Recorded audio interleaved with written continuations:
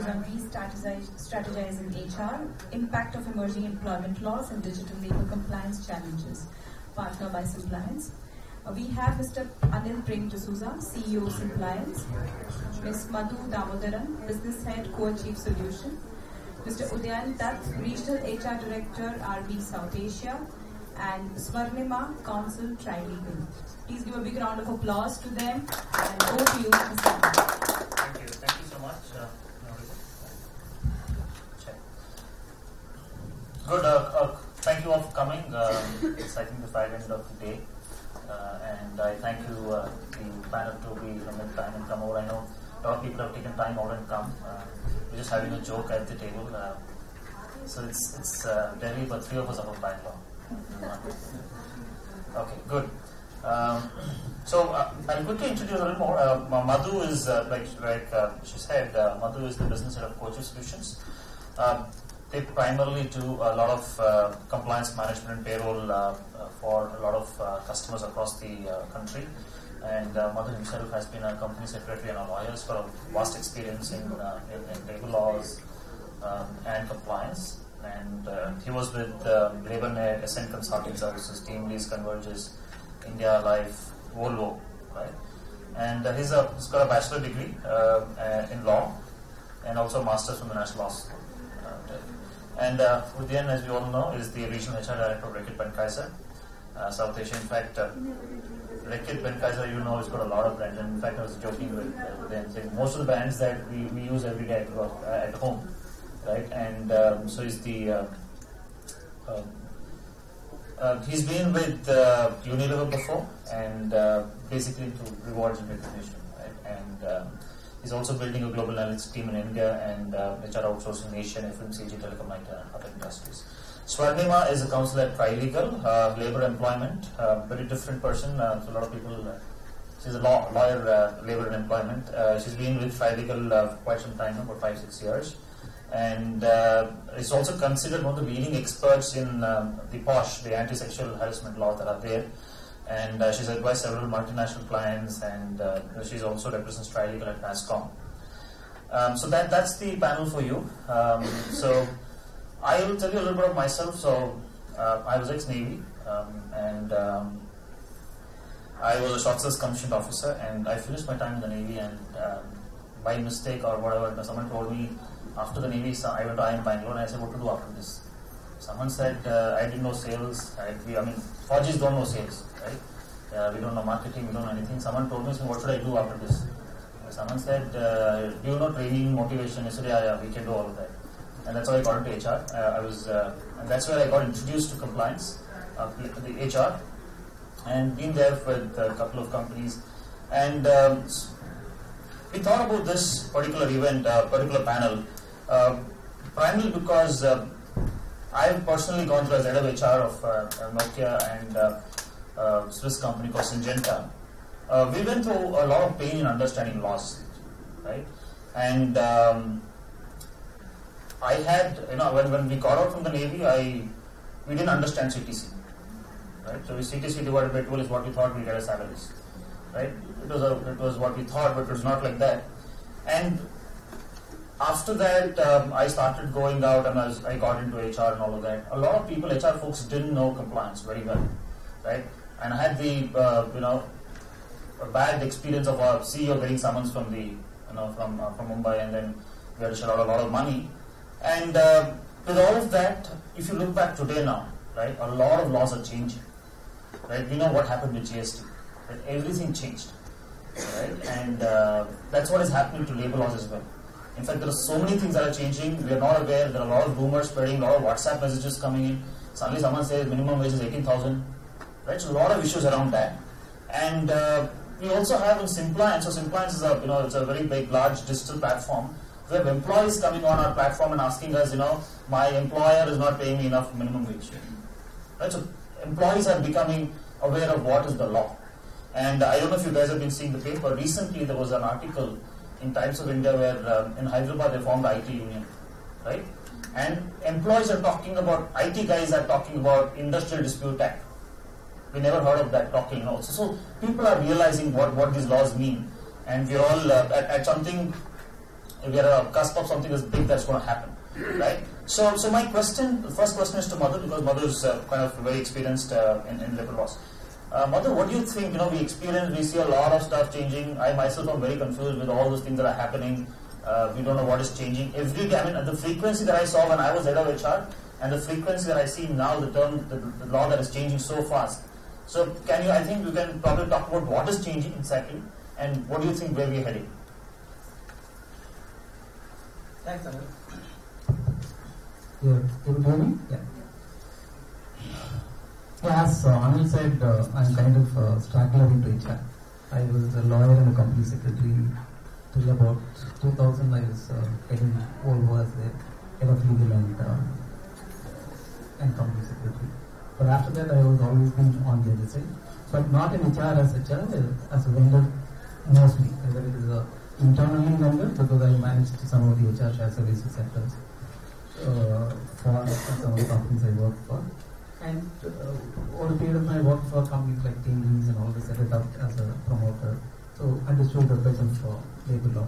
So from that perspective, I'd like to answer Anil in a way that, considering the topic is what are the, do you have to really re-strategize and what are the things that you need to be expecting. So there are 2-3 aspects to it. The first one is, all of you are aware, there is a major effort to recodify labor law, right, or consolidate labor law. So central government is doing, let's say, about 44 to 56 laws are being consolidated to 4 laws. And on one of that is the Code of Wages, which is in the most advanced stage, meaning the drafts have been prepared, people have gone through it, it has gone to the ministry recommended, cabinet has reached the parliament. So parliament has to pass it. So that is when it is introduced to parliament, is when all of you got all those, WhatsApp messages saying minimum wage is increased and all that stuff. All that codification, that is one of the simplest of the codification attempts by the government out of the 4. That is, it consolidates your Payment of Wages Act, Payment of Bonus Act, Minimum Wages Act, and Equal Remuneration. Equal Remuneration, about an act which has about 16 sections, they made it into one section, essentially saying you should not discriminate between them. Beyond that, there is no complication. But all others, by introduction of few things here and there, they are complicated. Even otherwise also, these laws had its own aspect of mysteries to it, and we as HR had always had problems in understanding more from a perspective of how it is implemented and how you came across with the authorities. So that's one. Minimum wages is essentially, Code of Wages is essentially consolidating these 4 acts. But then they are also doing what we call social security. Social security, you know what is social security. Essentially in your top of the mind recall is your PF, SIC and workman compensation. So they are consolidating, apart from that, maternity benefit, etc., payment of gratuity, and a number of other benefit acts which relate to unorganized sector. BOCW has that is Building and Construction Workers. And there are certain other state governments that come with the PD workers fund. Those kind of things are getting consolidated under that. That could be a game changer from perspective of, I don't know how many of you have read, I also not gone through this fully, but if you look at it, even for a gratuity, there is going to be a contribution payable to one of the social security funds, whether it's a state or a central that they have. It is like a GST, it's kind of a large consolidation, right? So from HR perspective, you have to be looking at what is coming and will it impact your comp and bench activity, for example? How are you going to structure? Because right now also, I know you guys, generally HR includes gratuity also as a part of CTC and gratuity. There it will become a contribution, right? Then it will become easier, but you may be watching out what is coming from there.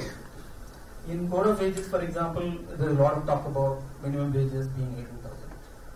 Or all that the draft has introduced is a possibility that central government can fix a national level minimum wages, and beyond which states cannot change or go below. Right? So that is the one major change. In Bonus Act, the definition of wages, I don't want to get into the details, but it's so complicated, so I was joking with Swarnima saying, because I had a math background, I could kind of decode it. Otherwise, you need to really know arithmetic or algebra to kind of do it. So from a perspective of HR systems and process, you need to be sure when that comes into place, when you do your annual bonus calculation, whether your systems, your payroll system, all that is structured or coded in such a way that they are able to meet it. The other major thing from my perspective which is happening, which has already happened, and I doubt whether HR as a community is kind of braced itself for it, is your changes that's happening to your mundane stuff, but it's very significant PF, PSIC administration. I remember in my team days where we had under 96 supports across the country.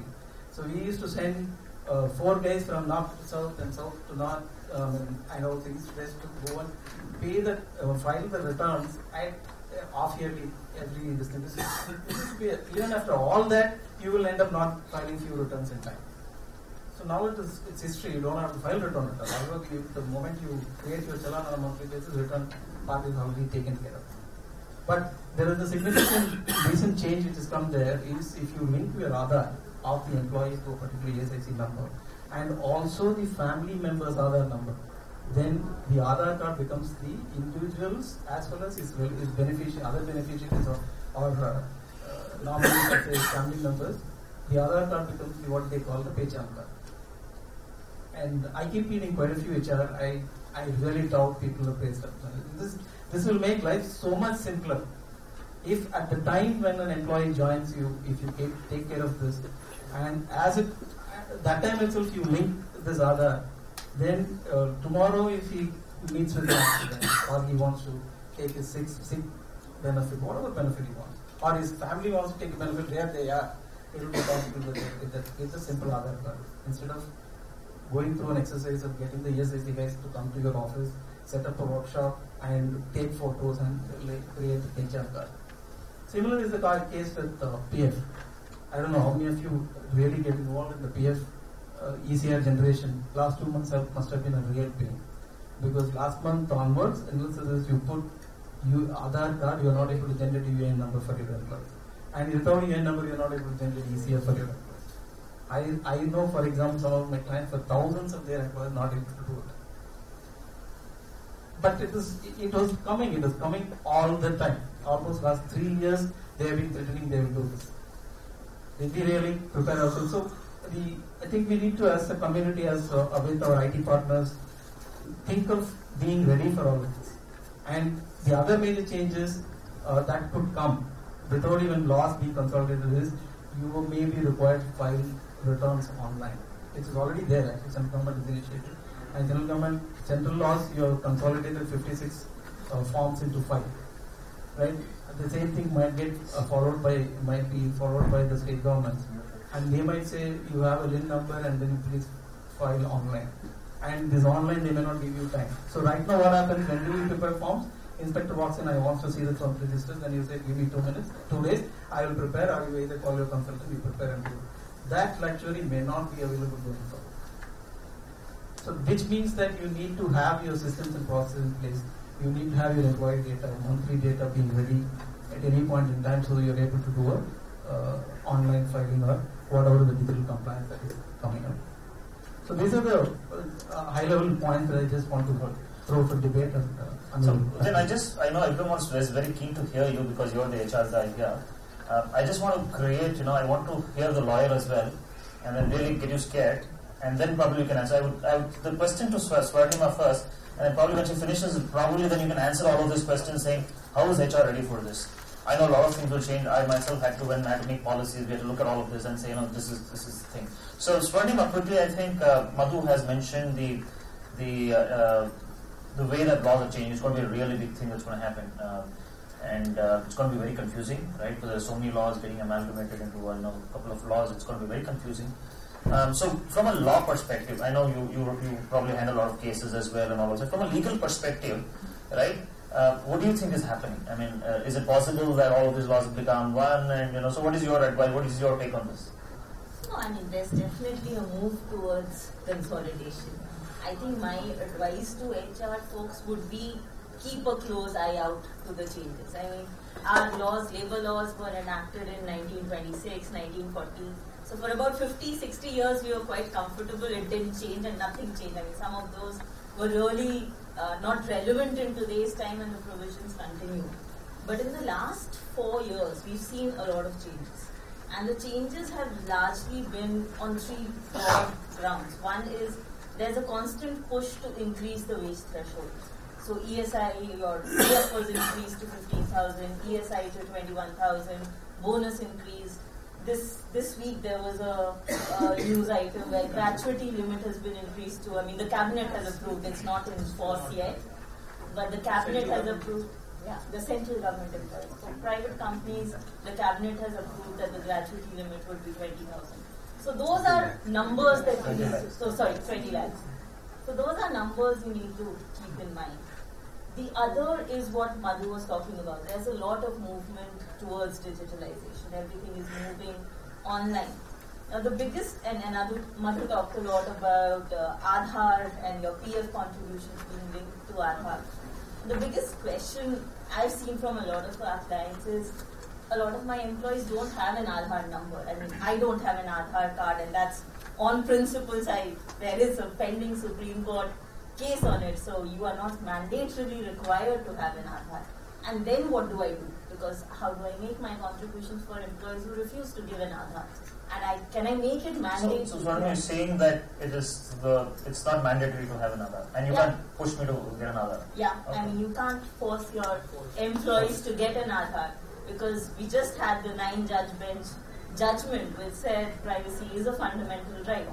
And now the onus is on the state to demonstrate that yes, getting an Aadhaar is a reasonable restriction, and they have taken care to protect our private data. And unless the government is able to demonstrate that to the Supreme Court, it's not mandatory. So on one hand, most of our schemes are already linked to Aadhaar. On the other hand, it's not mandatory, and that's a challenge I'm seeing a lot of clients face. I mean, in Gurgaon, you can't make labor welfare fund contributions, you can't make PF contributions. So that's the second challenge. On the codes itself, I mean, Madhu already talked about the consolidation. The one which is coming out, most likely to come out the soonest, is your wage code, because it's already been introduced in the parliament. I think if I were to pick out one thing that is relevant for the forum here would be the Payment of Wages Act. We always think it's a law which applies to people earning less than 21,000. It now will apply to everybody, irrespective of your salary threshold. Now the impact that has is, it's very common for us to have those joining bonuses which says that if you leave within 1 year, you'll repay the amount. Or your soft loan, a house loan, those kind of loan, educational loan agreements where you say, we will deduct from your salary. All of that cannot be done, and you need to look at those agreements to restructure it in a way where it becomes a permissible deduction. Because as of now, you can contract with the employees, they are not covered under the Payment of Wages Act, so you can agree in a contract how those deductions work. But under the Payment of Wages Act, there's a specific list of 10 deductions, and you can only make deductions if it falls within that list. So you need to go back to those agreements, see if you can structure it in a manner where it falls within a permissible deduction. Like some states like Haryana have already removed that wage threshold, so it already applies to all employees in Haryana irrespective of how much you earn. So that's, I think, something that more practically something you would face and you need to get back. On your social security code, that's one legislation, I mean one code that they've come out with, where it has been an overall, where I would say there's been more application of mine. The others are like putting 7 laws together in one code, so that's not too much of a difference. Social security code will bring about a change. You'll start making contributions for your domestic help. You'll start getting them a social security number, so it covers everyone. In your joining document, start asking for a social security number, and that's something which will come when the social security code comes in. And the last is the IR code. I don't think it's relevant. You can forget that for some time being, because I mean the draft is out, but I expect a lot of push from the unions. They're already on strike and also I expect there will be a lot of changes. Great. Thanks, Swarnima. I think now then it's very scary the things that these guys are saying, right? I mean, if I was the head of HR, I would have, they would ask me what policy, what strategy and all that. In fact, I was having dinner with someone yesterday and they were talking about Bitcoin. Can we give Bitcoin as salary? And I said, well, I mean, that's what they're talking about, Bitcoin currency. But Payment of Wages Act says you have to do it in that coin and currency. I think Madhu will be the right person to say that. So a lot of things are changing. Employees want too much, but laws are changing drastically. I mean, that is the thing, re-strategizing HR, right? The baseline is changing now, right? So do you think that the businesses are ready, the HR is ready? Because when GST came, a lot of things changed, and when all of these laws came, a lot of things changed. Do you think the HR fraternity is ready for this? Are they aware of these changes? So what is your take on this? Yeah, so I think first and foremost, we have to really understand what these changes are and spend time in just reflecting on how good these are going to be for everybody around. And when there is that acceptance from the heart is when you start applying your mind and really trying to understand and on what these changes are going to be and what would it really mean as far as the organization or the business is concerned. Some of these changes, especially when you talk of wage changes, when you talk of thresholds, when you talk of benefits, etc., that are being changed, gratuity, which would be changed, is very popular in companies to cap gratuity at 10 lakhs, which also, in my view, can be contended because 10 lakhs was an IT Act thing on exemption. So I think the Payment of Gratuity Act doesn't say anywhere that you have to pay up to a limit of 10 lakhs. Right?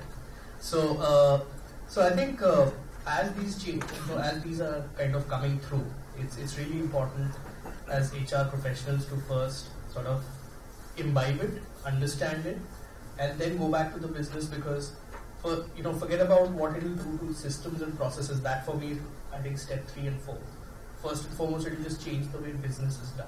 Correct. Exactly. Yeah. For a manufacturing setup today, if I have a scenario where there's minimum wage at 7,000, 8,000, 10,000 rupees, and then suddenly, and the number is speculative, but let's stay with 18,000 since that's the one doing the rounds the most, it just builds cases for automation immediately. Correct. I think there is a lot of business cases that our, say, manufacturing or supply chain colleagues would have all around.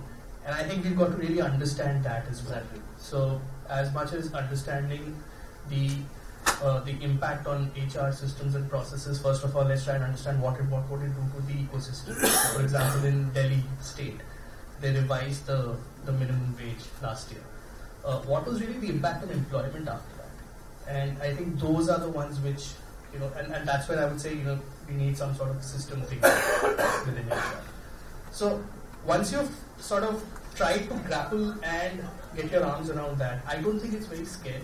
So I would kind of respectfully disagree, and let's not spread hysteria about it. I think one has to be methodical. One has to really see as these come into fore one at a time, and really take the steps that are necessary.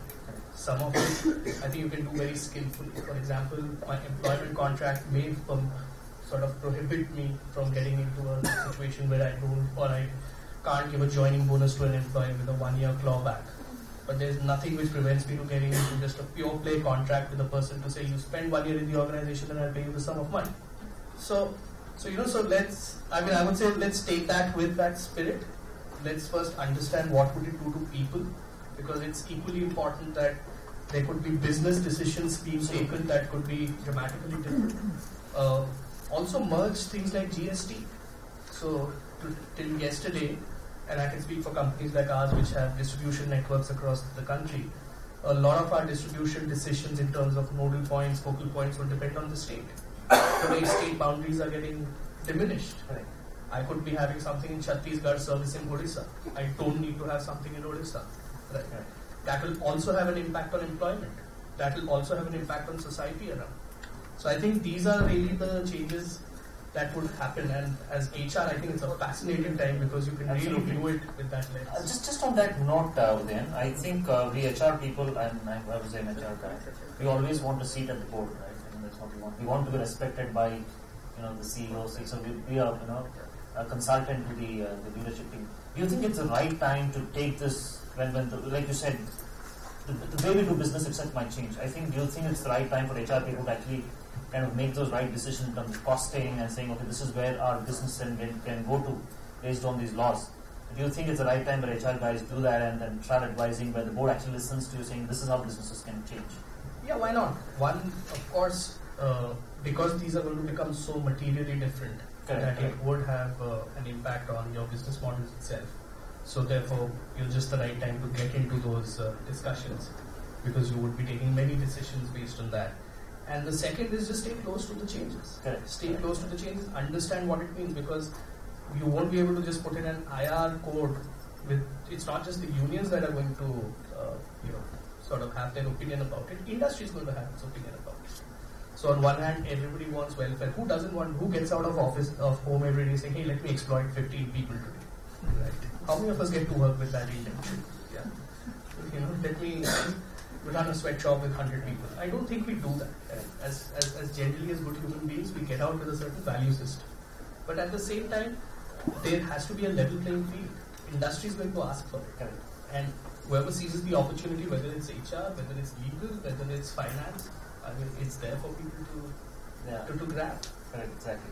Great. The next question to you then is, I know we used to do a lot of calculations around how do we get maximum cash to the employee, the compensation benefits plan, right? I mean, I've done calculations saying how can I ensure that I don't pay beer and take home salary, right? Now we know the social security, all of this is changing, right? I think Madhu's DPF, VSICs, all of that is getting to be one fund, right? So do you think the compensation benefits ecosystem is going to change drastically?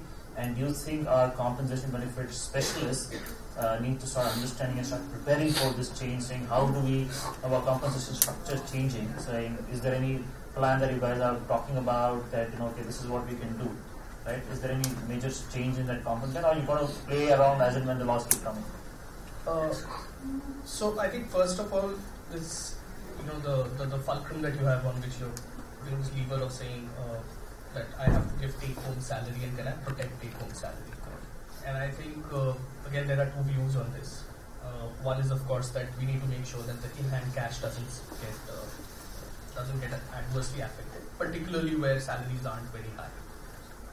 But having said that, there's also the element that as an employer or as a company, you also have that innate fiduciary responsibility to make sure that all what is due to the government, whether it's in the form of taxes, whether it's in the form of social security, is actually there.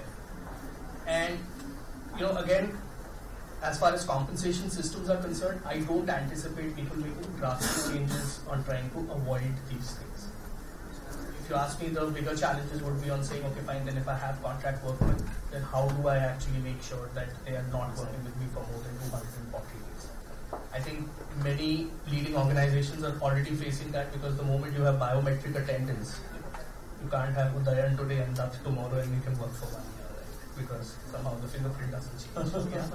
So I think those are going to get, those would be larger problems and issues. I will not sort of say this as famous last words, but I don't foresee this as a movement where, dramatic changes in comp structures will take place because people want to protect it themselves. So quickly, we've got about 10 minutes left. So my next question is to Madhu. Madhu, we were talking about a lot of things going online and a lot of compliance processes changing, right? And I know your team does a lot of this stuff. I think it's about 3 lakh, 4 lakh employees that you handle. I think more than that. I think. So can you kind of elaborate on what exactly are the challenges? You mentioned a couple of them. What is moving online? What is being automated by the government? And how important it is for business and compliance partners to kind of start working towards this? Yeah, again, there are two aspects to it. One is which is employee information, right? Which is the basis of a lot of your compliance requirements, whether it is you take Social Security Act laws or you take the typically labor laws, right? The requirement is already there that you capture this information when the employee joins on the first day, right? You do it right first time, otherwise you may end up not being able to be compliant. So one, I see people moving towards, let's say, digital onboarding. I've already seen a client of mine who kind of onboards thousands in a month. So they completely are using the Joiny gets an app to download, and then they upload all their Aadhaar and all of this stuff. It gets verified with UID. There are a lot of challenges in terms of people who have access to phones. So is that an issue as well? that could be an issue. For example, this client actually works with feet on the street profiles who may be delivering your online orders to your home. So these are people who may not have other. But surprisingly, what I hear from them is that that's the kind of set of population where actually they are more aware of other than the people like you and me sitting here. We have our own problems with privacy and all that. They don't care because some of them come from a perspective without that some of their benefits they can get, subsidies they may not be able to get. But still it is a challenge. For example, today in Northeast, it is not mandated to go on, and many of them who migrate from there to different parts of the country are not with other. So out of these thousands of joinees, there are at least 10% they haven't remitted PF again. So that is one aspect. So the employee data being captured properly, correctly at the first time will also have an impact on the kind of returns and registers that you are supposed to be maintaining under various things. Could be very, very routine, mundane stuff, but with government going online, you are being expected to file your returns online and all of that. If you don't have this data available for you to take at the time when the government is asking for the timeline, it is no longer going to be inspector let them come and then I will take 2 days time and then prepare and give it. So this is one aspect of it, but these two aspects they have to be, I think HR needs to be ready. Like Udayan says, yes, of course, the first is the impact that will have it on business, but from you are not prepared with this, it could have a business impact from a compliance perspective. So you guys need to be, I think that's where HR community has to be a little bit ready for it. We're running out of time. So Swarnima, a quick question, right? So Madhu is saying, we need to be ready. What in case you're not ready? In case maybe smaller companies may not be able to do it. A lot of GST people are struggling. So from that perspective, what do you think the law has to say? I mean, do you think they'll start prosecuting people from day one and say, okay, you guys are not done, you think inspectors will come and you start giving notices to everyone? It's good business for you guys, but what do you think? I don't want to get business in that way, so not at the cost of the clients. But I think there are a lot of tools available nowadays which makes compliance easy, and it's important that clients and customers start looking at them. I mean, if you look at the sheer number of labor laws, and when we go for these HR audits, and recently I put up the list of compliances under the Shops and Establishment Act, and the client was like, wow, that's 25 things that I need to do. And then I had to very sadly break the news that that's one law, and there is 25 other laws which have 25 other things to do. And they looked at me like I'm the worst enemy. But that's what it is. But if you look and rely on technology, it makes things much easier. I mean, incidentally, we've been using Simpliance for a lot of our audits.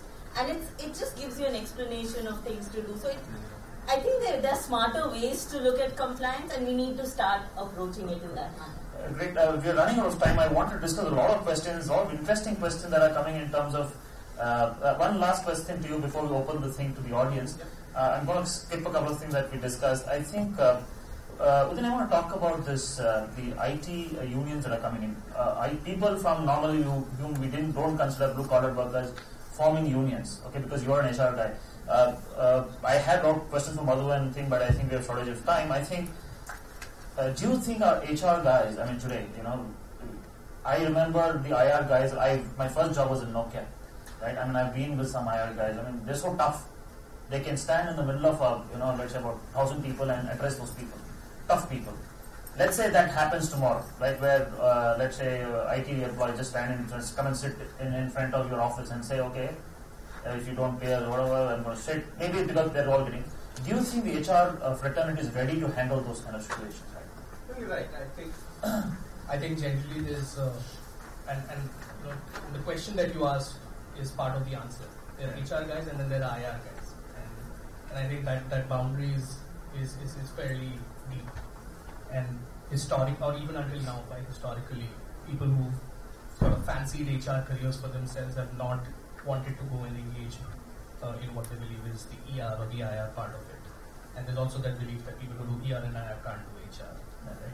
So you're right. I think if there is some degree of organization that happens, where you have people who organize themselves, it will be a challenge for people to sort of see how do they put their negotiation skills training to the best as they deal with it, and at the same time, I would say maintain the values and the principles of the organization, because it's a balancing act. Correct.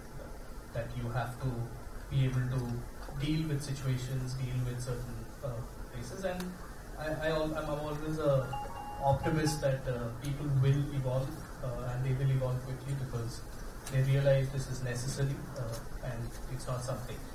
I'll also add another angle to it that I don't think necessarily today unions are bad and it's a confrontation between unions and management. Today, a lot of industries have unions where you expect them, and it's not wrong that they will work with you hand in hand. I see that at least in 2 countries that I've worked in, and they are also equally vested and sort of invested in the company. So, and sometimes I say this to some of our managers that we come and do our 2-3 year stints and then move on to other places. Some of these people will spend their entire life in that factory or in that office. So they actually have deeper and bigger stakes on the ground down there. Thank you. I think we've got very, very knowledgeable people here. I open the audience for questions to the panel. You can give free advice now. I think after this they will charge, right? Lawyers are here. So whatever doubts you can ask them. After this session, about 5 minutes later, they're going to charge you. So, so great. So, yeah, please. I just wanted to ask one question. Why there is so much resistance against Aadhaar card? Is there? See, we are in the social media. Your photos are in Facebook. You are in Twitter, and there is a Right to Information Act. We are supporting that. If we are having HIV, we should not discriminate. There is a law for that. So why there is so much? And Gandhiji has openly said, "My life is an open book." Why there is so much resistance? Because it's a good tool for HR practitioners. We should not resist. Actually, we should support. I just wanted to know from you, Swarnima. Well, the Supreme Court has been trying to find what's the issue for the past 1 year. So it's quite. I mean, you are giving your biometric data. The problem is not with sharing the knowledge. The question to the government is, are you protecting my knowledge? Do you have adequate systems in place to ensure that no one uses it and misuses it? Because and that's the. What is the misuse? If I am 60 kg, 70 kg, if I have disease, it is an open. I am accepting it. Who is going to misuse it? So you will have your biometric data, you will have your eye scan, you will have your bank account details. Now, someone can get into your bank account, transfer your money anywhere else. Those protections are not built. There could be a terrorist group which takes your biometric data and hacks an account, and you are held liable. So that's the concern and restriction. I mean, it's a big debate. So it's not. I think we should probably. There are questions. Udayan sir, Reckitt, utterly a manufacturer-driven company. So a small little case, a case or two maybe, the challenges you are currently facing with the compliance issues and resistance. Maybe one or two cases we can discuss with open floor. Yeah, so I would say these are opportunities again for us, and the primary driver for this is not just about having to comply because we're grudgingly doing so, but because today the consumer wants. Like you would want to buy soap knowing that there is no child labor getting employed. I'm just kind of to make a point out here. And it's, I would say, and while we have our own standards, we have our own monitoring systems in our own facilities, we also have a lot of business partners, which could be in the form of co-packers, it's in the form of distribution partners that we have. We were just sitting with somebody who said, her uncle's been a RP distributor for the last 70 years. So ensuring that they are compliant as well is something which is new for us. That compliance is on labor laws, it's on shops and establishments or factories act as applicable, and the related other things that come with it. It could be on safety. So there are all these aspects. So I think that's one area which we are heavily focused on. Because it's again led by consumers and it's also led by a product portfolio. So we have a large health portfolio. So as you place your confidence in us, thanks for in terms of using our products, we also have to make sure that we deliver it to you responsibly. So Swarnima, with the new age, the startups, the way it is coming, like everybody is running into mobile platforms. We're utilizing it day in and day out, whether it is for the benefit or the other part of it. I mean, I don't see our government actually putting across laws in place where actually you can go across and put up a concern if you have against any of the startups that's going across. What are the different forums or different umbrella under which we can actually go across and even put our case other than the consumer forum that we know about? Today, when you write on a Twitter, everybody runs back to actually give a healthy response and close the issue. But if somebody doesn't respond on those grounds, what are the different channels that you can actually go across and put up your concern or a case to be looked into? Other than, of course, the legal. Yeah, it's a little off topic. Yeah, it's a little off topic. I can answer it briefly. See, there is obviously the consumer protection, but apart from that, depending on what your relationship is, and I think there's an interesting case right now where the Uber drivers have filed a writ against Uber saying, I'm not getting the employee benefits, right? And the benefits as promised to me are not gotten. And there's this across the globe, there are issues around, are these drivers independent contractors versus employees? And what's the true test? What's the benefits? Those kind of issues. And there's a lot of push on the government. So one of the demand in that case is for the government to come out with laws around addressing these issues. So right now, in terms of law, it's only the Consumer Protection Act. But there is a push and ask from the government to come out with more. And that's not only in India, it's across. It's happening in US, it's happening in other countries as well. Great, I think time's up. We have a lot of questions. Can I have 5 more minutes? Sure. I think a lot of women have questions. Yeah. Yeah, sure. Hi. With more agile workforce coming in and people want to do short-term contracts and things like that, do you see that the laws around contract workforce are going to become slightly easier? Because as an individual, I may want to be more agile, more short-term work, and as an organization, I may want to have contract workforce which is more agile. We can have short-term contracts. So do you see easing of laws there? So, the contract labor today is gone largely CLRA, right? And there is the law by itself being extended on its reach by various different positions and all of this stuff. Then, as an employer, you're always not sure. Can I take this? Even if the salary is, let's say, in the 10 lakhs, 20 lakhs kind of practice, where you can sufficiently say he's an expert, so I can engage him as an independent consultant or a contractor, right? But still, the labor inspector walks in. He might say, no, how do you decide that he is an independent contractor? He is, as far as I'm concerned, an employee. So he starts asking you whether you're paying PF, USFC. This is always a problem. Is there an attempt at the government level to address this? Unfortunately, that's what we have been discussing. Some of these that consolidation of laws. Is the government missing an opportunity, or also is the industry missing an opportunity to go and get these things clarified? Right? Through your employers, through your industry forums, I think it's the right time to get some of these. This is where actually it becomes difficult from a labor law compliance perspective.